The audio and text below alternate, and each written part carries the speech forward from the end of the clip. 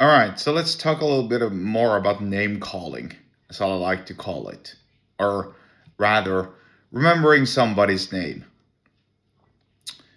So, if I'm, because there was a question that caught my attention, and the question was, I'm not going to rephrase the whole question. Basically, this guy who read one of my articles said something about how, or asked something about how do you balance being, what was it?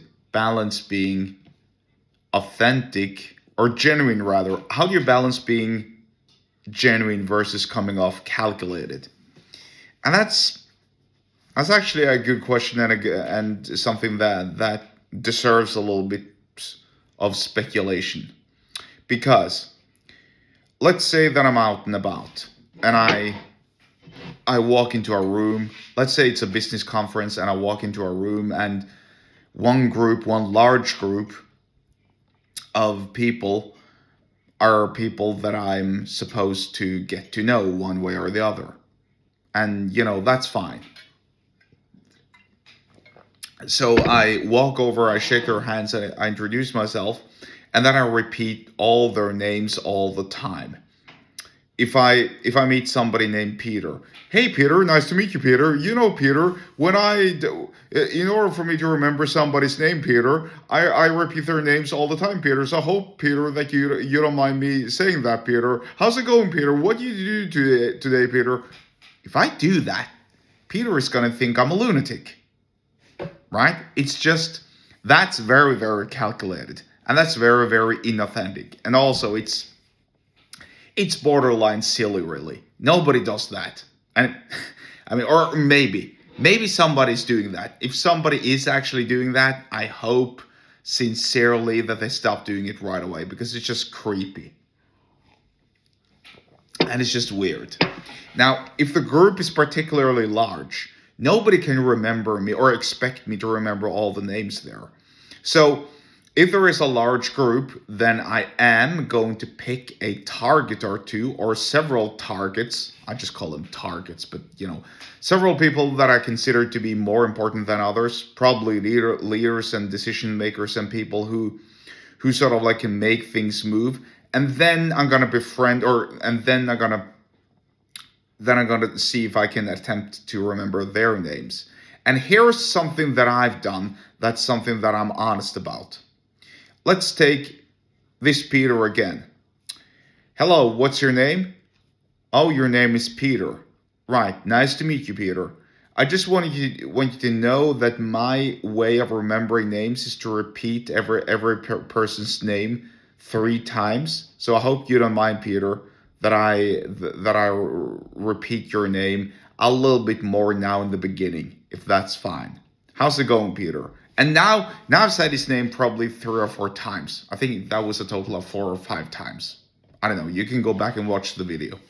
Anyway, now I remember his name, and now I was open and sincere about it. That in the beginning of the conversation, I'm actually repeating his name just several times so that I can understand, or excuse me, so that I can more easily remember his name. Because I don't need to go around and say Peter in every single sentence, because that's, well, again, it's just creepy and weird. And it's probably going to make him feel uncomfortable. It certainly would have made me feel uncomfortable, right? I mean, we all love the sound of our names. I think, actually, according to some research, we all love the sounds of our names so much so that it is the sweetest sound we love in the world. Supposedly, subconsciously, but I don't want people to repeating my name all the time. Anyway, so let's say I'm running a restaurant and there's like a regular showing up every single Friday. This person orders a particular thing on the menu every single Friday. Let's say he orders a steak. He wants the steak well done. He orders always a Caesar salad next to his steak, and always I don't know, a pint of Carlsberger beer, for instance. I was just thinking about if I if that was an advertisement for some beer, but it's probably not. Anyway, and I don't even drink. I don't even know if Carlsberg still is producing beer. I don't really know, but anyway. So let's say that this guy does that, and he shows up every single Friday. He wants his steak well done. He wants a Caesar salad and a pint of Carlsberg beer. Of course, I'm gonna walk over to him if I run the restaurant and ask him for his name, and I'm going to remember his name, and I'm probably going to give him a discount after a while because he's here every single Friday. He's spending his hard-earned money with me. I'm going to want to repay him that favor. So I'm going to encourage him to ask every single one of his friends as well to go out and dine at my restaurant.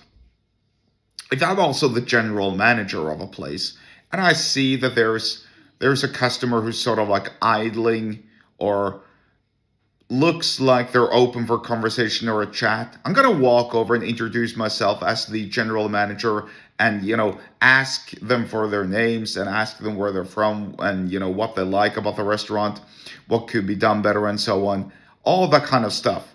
And when you're asking somebody for something, you can also ask them for their names. That's like a subconscious trick. So there are many ways to skin the cat.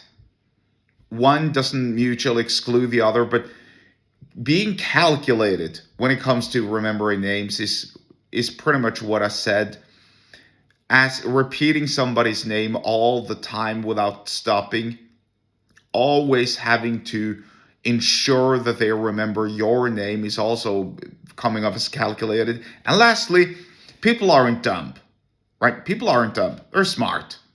If you don't remember anybody's name, then you simply walk up to them and say, hey, excuse me, I regrettably seem to have forgotten your name. What was it? There's nothing wrong about that.